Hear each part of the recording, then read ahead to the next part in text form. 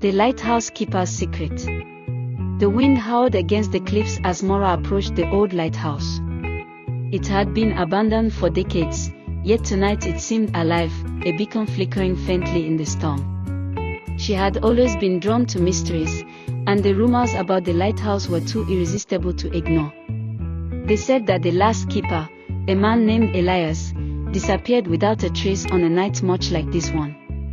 Maura tightened her scarf and climbed the steep path. Each step creaked under her boots, blending with the distant crash of waves against jagged rocks. As she reached the base, the lighthouse loomed over her, taller than she remembered from the photos she had studied in the library. Its paint was chipped, windows clouded with grime, yet the faint glow from the top hinted that someone, or something, was inside. Pushing open the heavy door, Maura was greeted by the scent of salt and decay. Dust motes danced in the beams of her flashlight as she stepped cautiously inside. The spiral staircase wound upward like a twisted ribbon of iron. Her pulse quickened. Every story she had ever read about lighthouses and disappearances surged to the forefront of her mind. Halfway up, she noticed the walls were lined with sketches. They depicted a vast ocean, ships being tossed by monstrous waves, and a figure standing at the edge of the lighthouse, arms outstretched. The style was erratic, almost desperate. Maura's eyes were drawn to a single signature at the corner of each drawing, Elias. The air grew colder as she ascended, and the faint glow above pulsed like a heartbeat. When she reached the top, the lantern room was empty, save for a dusty journal lying on the floor. She picked it up carefully. The pages were brittle, filled with frantic handwriting. They watched from beneath the waves. One entry read, "I can hear them whispering my name. Tonight, I will finally understand." Maura's fingers trembled as she flipped through more pages. The entries detailed a man obsessed with the sea, convinced of a hidden world beneath the waves. Some notes were mundane, weather reports, ship schedules, but others described encounters with ships in the water, shadows that moved with intelligence. A sudden gust of wind rattled the windows, and the faint glow intensified, casting strange reflections across the room. Maura froze. Then she saw it, a silhouette, standing on the balcony outside. She blinked. No one was there. The journal's final entry made her heart pound. "If anyone finds this, beware the light. It does not guide you home. It calls you." The lantern above flickered violently, and a strange humming filled the air. Maura stepped closer, drawn inexplicably. She reached out, brushing her hand against the glass. The light flared, blinding her. When her vision cleared, the ocean below looked different. The waves shimmered with a greenish glow, and shadows moved beneath the surface.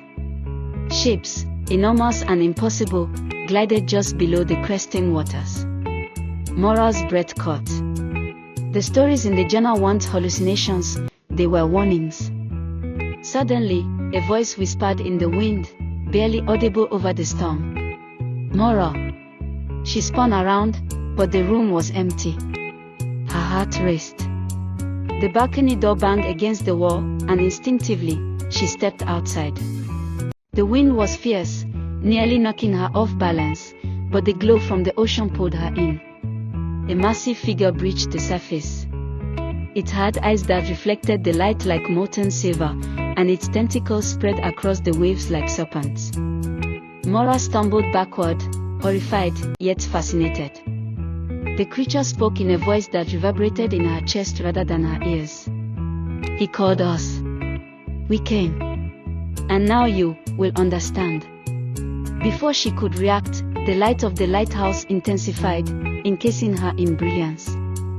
Memories that were not her own flooded her mind, Elias's memories, nights of loneliness, whispers from the deep, promises made to beings older than humanity. The man hadn't disappeared, he had been absorbed, chosen as a bridge between the human world and whatever existed beneath the waves. Maura's knees buckled, and she felt herself lifted as if the wind itself cradled her. The ocean below roared, and the creature circled the lighthouse in a slow, hypnotic dance. Then, as suddenly as it began, the light dimmed, the wind fell silent, and Maura found herself alone, clutching the journal. The storm had passed. The ocean below was calm, deceptively serene. Maura's hands shook, but a new understanding settled over her.